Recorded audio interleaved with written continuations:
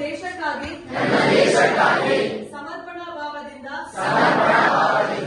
ದುಡಿದು ಅದರ ಸ್ವಾತಂತ್ರ್ಯ ಮತ್ತು ಐಕ್ಯತೆಯನ್ನು ಬಲಗೊಳಿಸುತ್ತೇನೆಂದು ಪ್ರತಿಜ್ಞೆಗೈಯುತ್ತೇನೆ.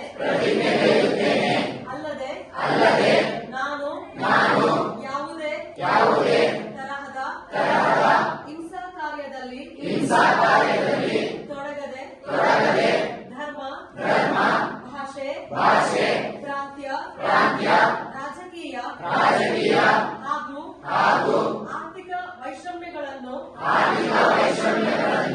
ಶಾಂತಿಯುತವಾಗಿ ಮತ್ತು ಸಂವಿಧಾನಾತ್ಮಕವಾಗಿ ಪರಿಹರಿಸಲು ಪ್ರಯತ್ನಿಸುತ್ತೇನೆಂದು ಪ್ರಮಾಣ ಮಾಡುತ್ತೇನೆ. ಜೈ ಹಿಂದ್, ಜೈ ಕರ್ನಾಟಕ.